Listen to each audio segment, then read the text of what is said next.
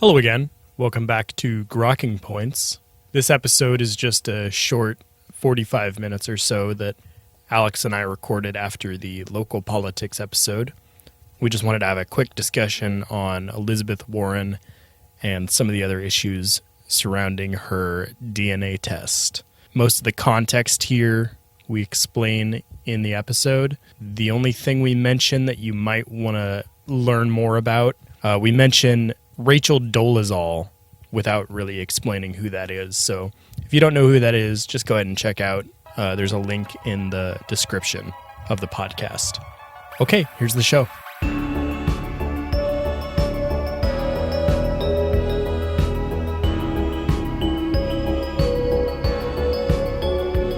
You want to shoot the shit about Elizabeth Warren? Yeah, we can just make fun of a quote Pocahontas for a couple hours. Well, I'm willing to try and to steelman her position to some degree. I mean, I do think very brave. So, right off the bat, I think. Oh, okay. Let's do an overview real quick. Yeah. Who is Elizabeth? So Warren? Elizabeth Warren is a Democratic senator. One of the more progressive Democratic senators, possibly the most progressive. So I mean, she's competing with Booker and Harris, right? And Hirono, possibly. So she caucuses with the more progressive side of the Democratic Senate. The story's kind of come up before. You know, during the election of 2016, I think Trump was making a lot of noise about this, calling her Pocahontas. The story is that in the past, she has claimed that she is some brand of Native American, and she may have even called herself a person of color, I think, or at least implied it. It was specifically Cherokee, by the way, if I recall. Yeah. Recently, she had a DNA test done. Wait, sorry, can I just give a little bit more background? Go ahead. So I think, it's a one thing to say I have some Native American blood, or my great grandfather, whatever, is Native American. I think the thing that maybe adds contention here is that she specifically identified herself as Native American. She was registered with law societies that she was part of as Native American. And so this relates to, she used to be a law professor. And so universities that she worked at, departments that she was part of, she is sort of if you were going to try and look it up, it would say Native American. Yeah. And it's hard to say to what degree that influenced her career. The claim on the conservative side is that she used this as a stepping stone to be able to get into some schools or some whatever institutions. On the other end of that, I don't know of any institution that's come out and claimed that played a role in their decision. But they've claimed the opposite. They said, it doesn't matter at all. Yeah, but they also, in the past they have said, some of these institutions have said things like, we have accepted people of color like Elizabeth Warren. So, it's hard to say exactly to what degree that played a role. But yeah, so the contention is that she has claimed this status before, and sort of like a victim status, oppression Olympic sort of thing of you might want to pay attention to my opinion more because I have this background, basically. Yeah. This has come up again because recently she got a DNA test, and it turned out, so as soon as she got this DNA test, she released the results, and all of the mainstream papers and news blogs said, "Oh, it turns out Elizabeth Warren is Native American," and that was the headline for a day. Can I show a clip of her video? Yeah, quick? Go for it. Because she put this. I mean, she was responding to Trump, right? And Trump sort of called her out, saying if you're so Native American, take a test and prove it, basically. And then so she was oh, I did prove it. And then so she recorded a video for her website. Did she really do it just because Trump challenged her to do it? I think that she did. I don't think she was planning on doing it before he challenged her. That's so stupid. Why would you ever do anything that Trump tells you to do? Why would you? He was kind of I dare you. Yeah. And she why was would you think that was a good idea? Yeah. I mean, to be honest, one of the biggest, I'll find the clip, but to me, one of the biggest knocks against Elizabeth Warren on this is not just that she quote, faked this racial identity for victim points, but it's also that she was just so dumb, so tactically dumb, because why would you call Trump's bluff and then when you did the test publicize it when it showed such a weak relationship. But before I spoil it, let me find this video. And we will say, I will give you $1 million to your favorite charity, paid for by Trump, if you take the test and it shows you're an Indian, you know. Hi, this is Elizabeth Warren. Is Dr. Bustamante in, please? Hi, I'm Carlos Bustamante, and I've advised companies in the direct-to-consumer space, including Ancestry.com, 23andMe, and Helix. In the Senator's genome, we did find 5 segments of Native American ancestry with very high confidence, where we believe the error rate is less than 1 in 1,000. Now, the president likes to call my mom a liar. What do the facts say? The facts suggest that you absolutely have a Native American ancestor in your pedigree. Okay. We come from Oklahoma. When we were born, they said these are the parents, these are your grandparents, these are your aunts and uncles. Their word was always their bond. They were honest. That's right. Well, that's what Betsy's been saying. I'm not enrolled in a tribe, and only tribes determine tribal citizenship. I understand and respect that distinction, but my family history is my family history. So that was the video that was on her site that she put up, sort of saying like, Trump, I took your challenge, I took the test, here's what this guy from Stanford has to say. And then also didn't make a difference anyway, because here's what all the, my previous associates and colleagues have had to say about me. That's sort of the groundwork of what happened. You want to talk about like the backlash and the reaction? Yeah. So at the top here, I want to say that I'm going to defend some of Elizabeth Warren's behavior around this topic, around like the idea of her Native American heritage. I think some of it is defensible. The whole DNA test thing and her concern with her DNA and with like high cheekbones and that kind of thing, that's just nonsense. I don't think it makes a difference either way. And I think that's why some of her other behavior is defensible, is that I just don't think that the DNA test actually matters. The DNA test was at first reported, probably due to this video, the way that they didn't actually go into the details of it. They published the report, so you can see the report by this doctor. So it was dated October 10th, 2018. So first, like they can't actually measure Native American ancestry. Like they have to use proxy genes in like Latin American. It says the ancestry analysis used reference samples from various regional populations using human genetics because available samples don't provide complete coverage of all Native American groups. Some segments with Native American ancestry may be missed. And basically what they're saying is ultimately you scroll down and it's based on, as you said, like Latin American and South American genes. So that's what proxy for all Native American. So that's what they can measure, and that's basically to say that this isn't a perfect measure. It seems like most Native American tribes have opted out of this kind of DNA testing. So we just don't have good samples. But from what we have, from the information that we have, it says the report says that Warren has a Native American ancestor from 6 to 10 generations, and that's a really wide range. Is the 1 in 1,000? What is that on That's here? from 10th. It doesn't say it here, but just how the math works out is 6th generation is 1 in 64. Then 10th generation is 1 in 1,024. So that's fairly wide. So it's a really wide possible range. She could have what does 1 in 64 mean? It would mean her 6th generation ancestor was like pure 100% Native American. And then she's descended from that 6th generation. Then everybody from all the pairings of couples to each So time. then she's 1/64th of that Native American blood. So I think that's the 6th generation. I could have gotten the math wrong, but it's something like that. So I think the background rate of Native American ancestry in the average American, this was the conservative talking point around this. The background rate is something like 1/516th or something like that. 512. So one out of 500 or so.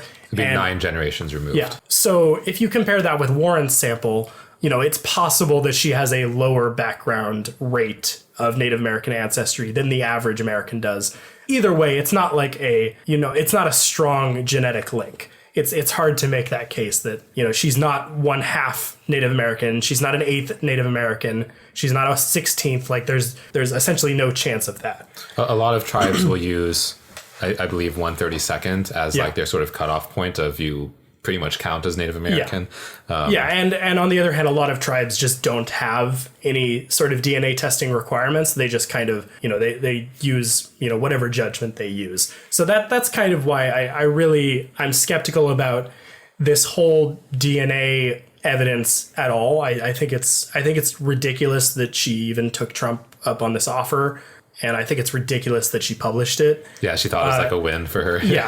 It's really absurd. But as far as whether it's plausible that Elizabeth Warren, as part of her identity, identifies with some Native American tribe, I'm a little less skeptical of that. I'm still not sure. I read there was like a Boston Globe article from 2012, the last time this kind of made the news, where they talked to, like, if you go through that article, they talked to everybody. They talked to more people than in that video. They talked to like her cousins and her cousins' cousins and all her sisters and brothers.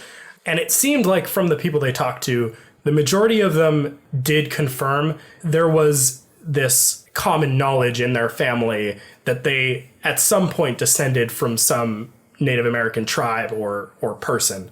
If Warren, growing up during a time where that was legitimately a problem for some people, the idea that you could have some Native American blood, if she incorporated that into her identity and really like took that on as part of her persona, and like really believed the idea that she was kind of not necessarily outcasted by her skin, but by her ancestry, it makes sense to me that she would behave in some of these ways. Like, well, part of her claim from that video was that like her mom or maybe her grandmother like wasn't approved of by either her father or her grandfather's family because of this like partial Native American ancestry, and so they allegedly eloped and basically had to be like removed from that side of the family because they were like racist against Native Americans. And so that again allegedly sort of caused strife in their family heritage. That's part of what she claims is, part of her identity or her family identity now, is like we were removed from that side because of racism, and therefore we sort of represent in some way in modern times how historical injustices could sort of flow downward to their current like cultural or like family identity. Yeah. So, I mean, that's basically the bulk of my defense of her behavior. I think identity, like especially ethnic identity, and when it comes to like government programs and institutions and like educational institutions like the ones that Warren applied to with this identification, we can't be doing like DNA racial tests for those. Like it has to be a self-identification model. Otherwise it just doesn't work. It's too complicated to take any other approach really with this kind of identity issue. We can't be issuing like ethnicity tests. It has to come from self-identity. And like if you're like a dark-skinned individual who grows up with a whole bunch of other dark-skinned individuals, and it turns out your dark skin actually comes from a different genetic line and different ancestry than your community's dark skin, that doesn't disqualify you from being a part of that community. Like this whole genetic-based identity, I think it really fails as an argument coming from the conservative end. And I think it's absurd that she took the test in the first place. It shouldn't matter what the result was. Yeah. So that is, would you say that's sort of like the end of your Warren defense? Okay, because now I'm going to just shit all over here. Okay. So my view on this is that I pretty much agree with your defense in the way that you propose it, but I think it doesn't successfully defend Warren because there's like this sort of bait and switch that the progressives are taking on this line. Because what they're saying is like in the defense, they'll say sort of the same arguments that you said, which is that maybe the DNA test shouldn't even matter, or maybe this should be based on identity or quote, like lived experience, right? It's sort of like a subjective feeling of how did this shape your background growing up? How did it shape the way that other people treated you or your family? Yeah. Or how did it affect your, upbringing or your, economic past? And it's not just about what, even if a black person, for instance, was able to be like really successful and wealthy in America, like an example, often used example is Kanye West. It's like that doesn't invalidate the experience of other black people that didn't get those opportunities or that had like a different life experience and had to go through different things growing up or or even in their adult professional lives. And that's totally fair. But the problem comes in when the entire reason that was invoked in the first place, it's not like the conservatives were like hunting down people and like forcing everyone to take DNA tests. The problem was that she specifically claimed this identity like as a sort of public facing identity. Like when she applied for institutions, she put this as her identity. She was quoted in like a Native American recipe cookbook called Pow Wow Chow with like an ancient Cherokee recipe. She specifically has like mentioned the Cherokee tribe. She didn't say I was like specifically, she didn't write and sign a form saying like, I do declare that I am a member of this tribe, but she pretty much implied it like a bunch of times. And the fact that she even mentioned Cherokee at all meant that she's implying a tribal affiliation. And the Cherokee Nation specifically came out and said, this sort of behavior is disgusting and we don't support it. And so it's very hard for the progressives to remain ideologically consistent when at the same time in the past, they've basically, persona non grata people like Rachel Dolezal for claiming an African-American identity with a lot of the same arguments that you gave of like, she grew up in a community like that. Yeah. She was accepted by the people in her community. She has maybe darker skin or, frizzy hair and maybe some like African-American facial features. But at the end of the day, we said, you can't claim this like, quote, transracial identity and have that count. Like that's not allowed because to your point, if you can't be deciding whether someone should get a job or whether they should get certain benefits or whether we should allocate, special social status to somebody based on a DNA test, you sure as hell can't allocate it based on their own self-identity. Because if you're going to do that, then everyone will just claim Native American self-identity. As long as you have someone back in your, lineage that you can point to, you can say, I identify with this, particular historically marginalized, oppressed group. Like, oh, my great grandfather was gay, therefore I'm supportive of LGBT rights, and I'm like and me specifically have some sort of like oppression status that stems from that. I think if Elizabeth Warren never claimed that, and she put white on all of her forms, and she didn't go and like speak at Native American conferences, and specifically just said, I support Native American rights because they should have rights and I care about them. And when she goes to apply to law school, she says, you should accept me at the law school because I'm a great professor and because, I have a lot of respect of my colleagues, and just not even mention the Native American thing. Then I think that, the conservatives would have no basis upon which to vilify her. And that's really like, to me, her putting out this video and being like, see, Trump, I like showed you that I am Native American. It's not only the putting out the video that's the problem, it's the idea that, it was bad, I'm sure it was certainly bad strategically, but it was this idea that like you can first claim this ancestry, you claim the ancestry as an inherent advantage, as an inherent disadvantage. You take the progressive sort of moral, like political stance of if people have certain ancestry like this that I'm claiming, you should allocate extra like moral worth to those people, and sometimes like specific economic policies that benefit those people, like affirmative action policies. And if you are even some like very vague fractional value percentage of this race, you can sort of like claim victory and say, oh yeah, I totally count as this race. I'm like between 164th and 1024th. The fact that that's even the bounds within which we're arguing is totally absurd. Like I'm the direct son of an Asian immigrant, and I'm not like, and I have like brown skin that's like very obvious to tell, and I have like a Latino last name, but I'm not going around telling people like, oh, you should give me like extra social privileges because I like identify as being Asian American or whatever. I might identify that personally with my family or like on census forms or something, but I'm not going to like run for political office on that basis. And that's like, this is like a direct descendant. This is like my dad, didn't grow up speaking English. Yeah. And she's like so far removed that you can barely pick it up on a genetic test. To me, it reads very much like this South Park. Have you seen the South Park take on this? No, I don't think so. So South Park did this, I believe, pre-Elizabeth Warren. This was from 1 year ago. Incredibly prescient, to be fair. Hey, you. That's right, you. Wouldn't you like to know the story of you? What makes you, you? DNA and Me is a genetic service that can help you find out exactly who your ancestors were. You might be surprised. I thought I was just a standard white guy. But DNA and me showed that I'm actually 4.2% Cherokee Indian. Turns out I'm not totally white. I'm also part Northern Asian and even some Kurdish. I'm a victim of oppression. The test is easy. Simply swab the inside of your mouth and send it into our labs. People made fun of me for being French.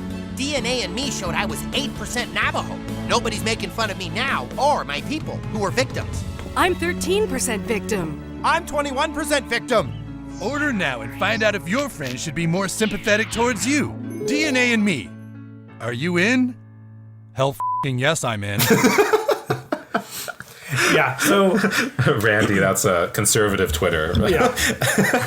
So I think that is that is a reasonable objection that I agree with, but I think it's more an objection to these affirmative action policies in general. I think if you're in favor of the kind of affirmative action policy that would allow someone like Elizabeth Warren to take advantage of it, I think you just kind of have to, like, that's the bed that you've made. You have to lay in it now.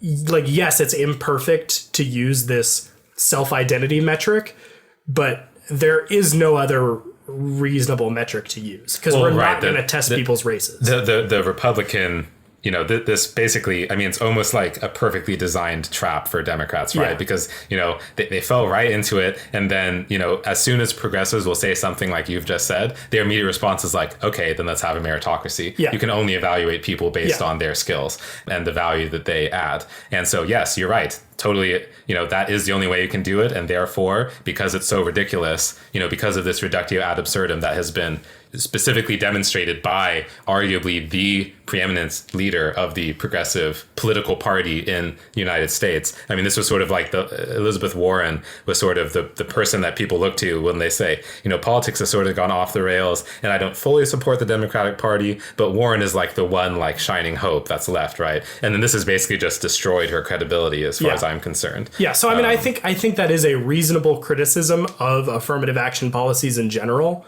but I mean, the criticism is, as far as I'm concerned, I would support policies if they were designed in such a way that they couldn't be so blatantly exploited in the same way that now this well-respected political leader has done. I remember where I was going with that. Oh, okay, yeah. sure. So I do think it's a reasonable criticism of the policy in general, but I guess the reason that it doesn't hold a ton of water with me in this case is that I don't see a bunch of people taking advantage of it. Like, Congress and the Senate isn't made up of hundreds of white dudes claiming to be African American or Native American and using that identity status as a stepping stone into their positions. And maybe that's something that will change, if this is the new paradigm. Maybe we're going to see more Rachel Dolezals in politics. And I think that's an interesting comparison to make. And that is a good criticism of the policy in general. But I don't think, within the framework of the policy, I don't think that's a good criticism of Elizabeth Warren, because I think her behavior, besides the DNA thing, up until she took the DNA test, I think her behavior was kind of fine and generally in line with what these policies are about. I don't think what she did is so egregious that it is a killing blow to the logic of affirmative action policies. Well, I think, in my view, the killing blow was dealt in the fact that they exist, because I don't think that they're ideologically consistent. The problem that's represented here, and I think that, Warren in some ways has pretty much checkmated herself, because in that video she says, she goes through all of this, hullabaloo of quoting, going to every single person that she's ever worked with in every department, and they each say, oh, her race didn't factor at all into our decisions. We only cared that she was one of the best law professors. Yeah. And so if you take that view, the Republicans are like, great, that's what we want. We want the best law professors. We don't want you to care about their race. And then if you switch that around, they're like, oh, but actually race does matter and we should take into account these things. And, Harvard is totally justified in their affirmative action policies that discriminate against Asians because we want a more diverse, campus polity. And the ACLU comes out and says, oh, it's totally chill for Harvard to discriminate against Asians because preventing them from discriminating against Asians would actually only help white people. We're the ACLU. This is how we talk. And if you take that line, then you say, well, they totally should have been caring about her Native American heritage then. Like, why wasn't that a factor in their decision of who to hire in their law professors? They should have an equal distribution of law professors of, part Cherokee and part Navajo and part Creole and part Kurdish and Northern Asian, and every single possible slice, we should have every one of those represented. And they should also all be women for some reason, and Democrats. And so I think that what the Republicans would rightly, or I guess you would instead say maybe the cultural conservatives are rightly pointing out here, is that this is just bullshit all the way down. And it was also bullshit when the Nazis did it. And actually, even if you look at how Nazis did this against Jews, they wouldn't count someone who was 1/64th Jewish as Jewish, like in the Holocaust. You had to be like 1/8 or something to count. And so they were like, obviously they weren't more progressive, but like in their way that they were interpreting this, they weren't even as open-minded about who counted as a minority. And so I think it may not be a killing blow if you're already sold on the ideology of identity politics, but I think that if you're sort of a dispassionate viewer looking at this being, well, identity politics could go wrong in these certain ways, but maybe in practice it doesn't. This has to be evidence of the other side. Like, it has to be evidence of, obviously this could be abused. It defies all intuitions that you could possibly have about race and ancestry and privilege.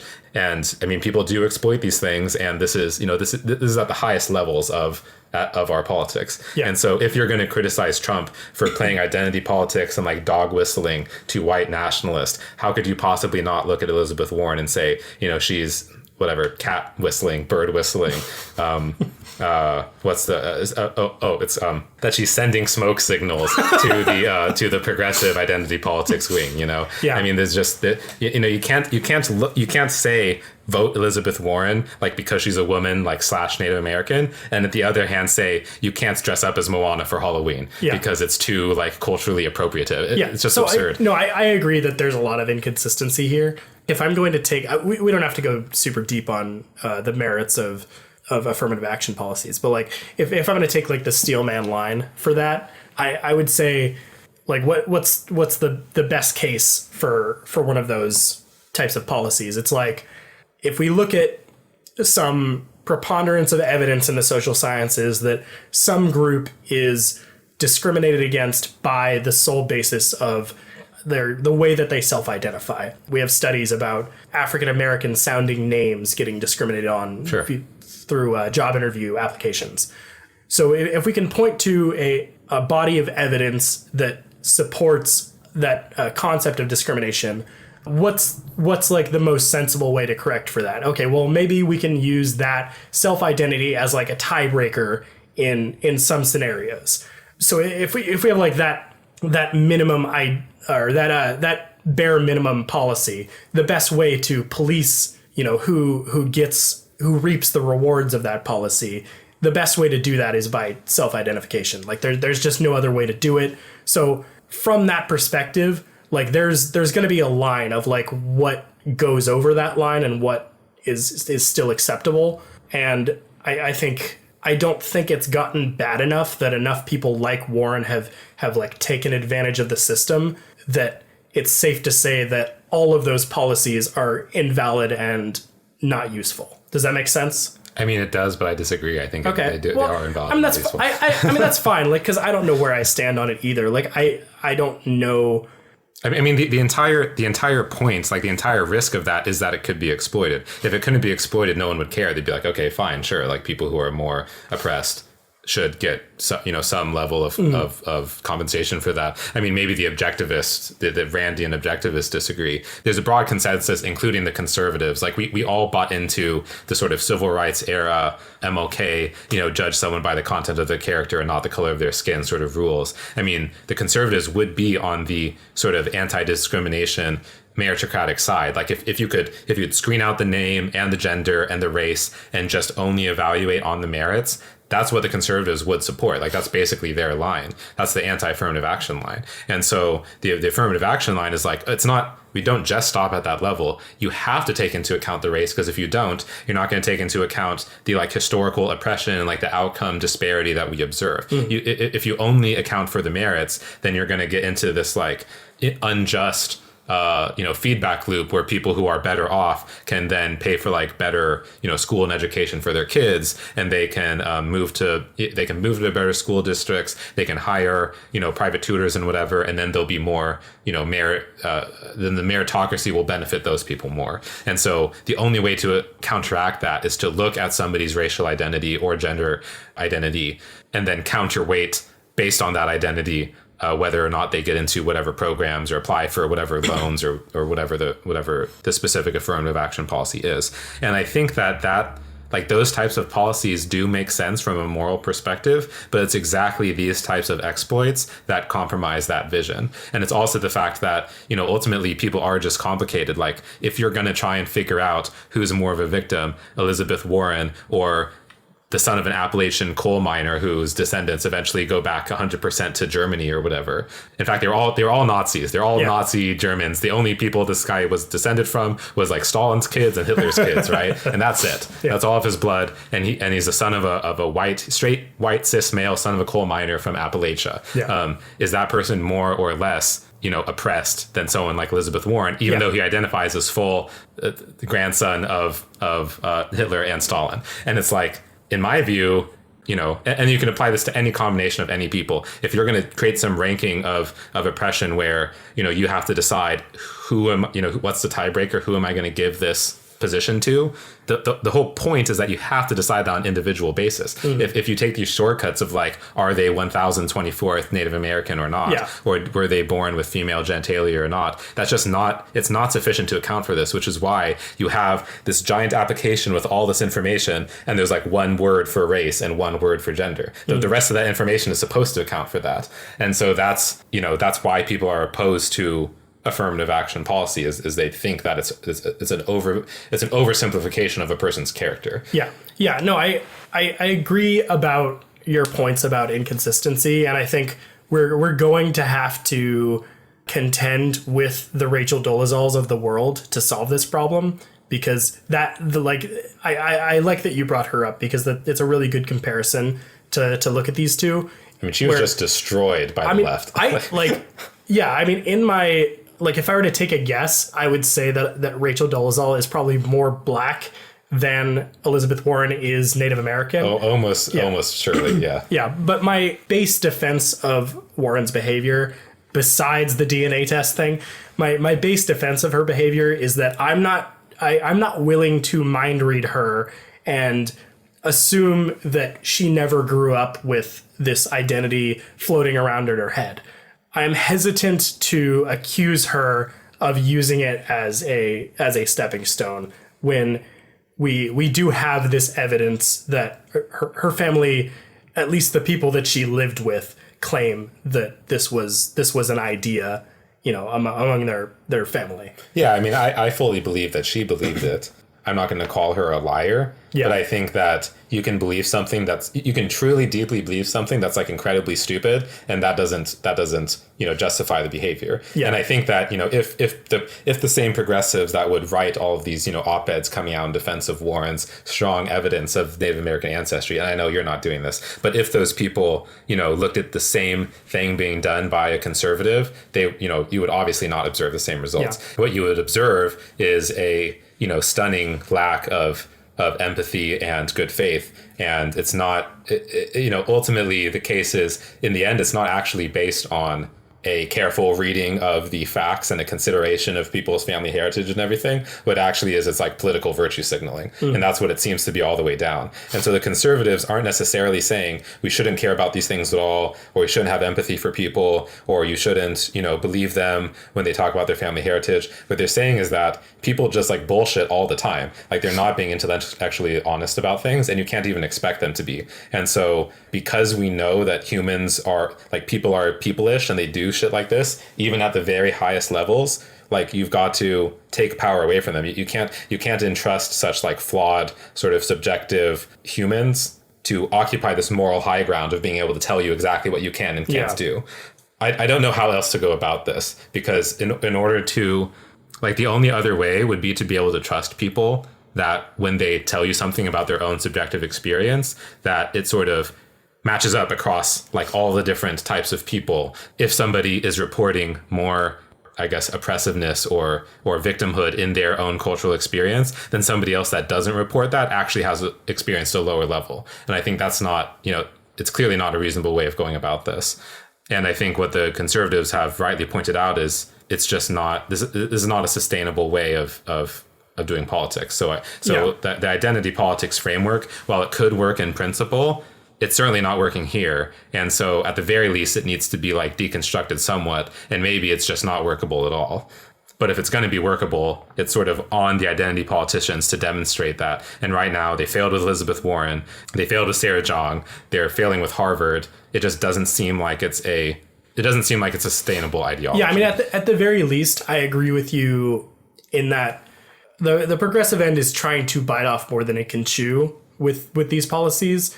And like in my ideal, if we lived in a world where affirmative action policies actually worked really well, and I don't know if that's the case or not, but if we had they don't. Okay, if we had evidence that they actually, well, that some of them did work, like my ideal would be that yes, you could take advantage of those policies, but the social cost to doing so would not be outweighed by the benefits. So like it would just really just be a tiebreaker in that kind of tie scenario where that's not something that you can bank on by like claiming to be a different identity.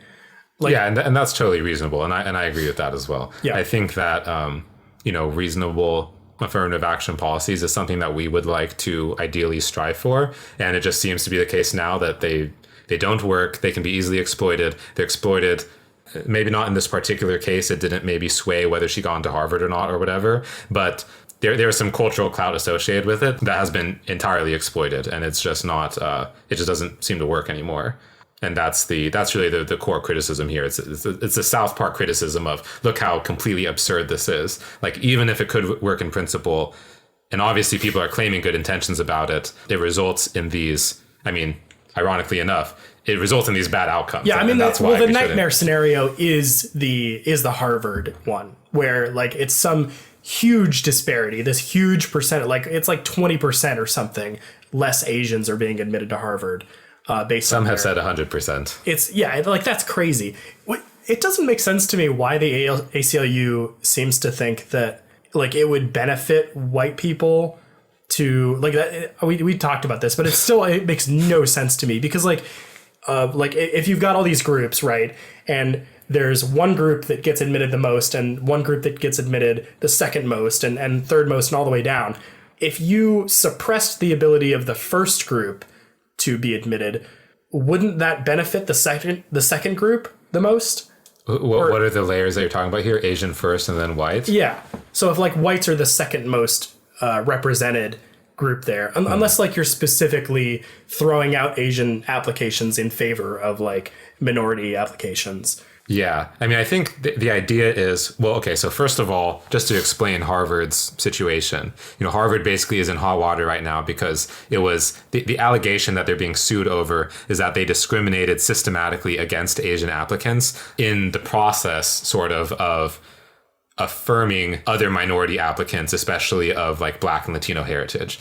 And so the idea is they sort of have this implicit racial quota, meaning this was not, they didn't have a racial quota in their policy, but through their application process, they basically said, okay, given sort of equivalent academic backgrounds, we're going to just say that Asian applicants have like worse personalities or are less well-rounded or whatever. And then we'll give some of that extra clout to Blacks and Hispanics so that we can get more Blacks and Hispanics into the student body and have like a quote more diverse student body.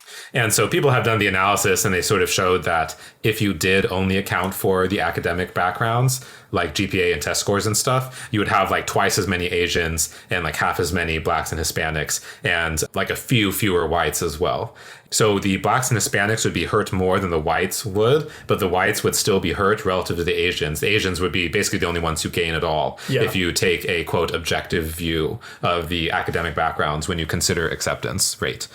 And so the narrative of the sort of the progressive defenders of Harvard and specifically the ACLU is like letting in more Asians, that is to say, successfully suing Harvard for discriminating against Asians. If you let in more Asians, then this is actually going to benefit white people because even though even though fewer of them will get in, even more fewer blacks and Hispanics will get in, and white people just really can't stand to be around dark-skinned people, and so it actually benefits the white people to have more Asians at their school, even if fewer of them get in. That's some mind reading. Yeah, and the fact that this is like a stance of the ACLU is fairly depressing. Yeah, because this is like literally their one job to prevent. I defended the ACLU for years, even when they like clearly didn't give a shit about the Second Amendment. You know, the joke is like, how does an ACLU lawyer count to 10? They skip number 2. Apparently they skip maybe a few more of those as well. Yeah, but this is 10. Yeah, this is actually egregious. It is like the exact opposite of like stated ideals. And I mean, it's also like there's a certain part of me which says, okay, Harvard is a private school. If they want to have like a diversity quota, kind of do whatever the hell you want, and people can decide then whether they want to go to Harvard. And I mean, in an ideal world, in my ideal world, their endowments would suffer and their application rate would suffer because people would see how absurd that this idea of like perfect diversity is.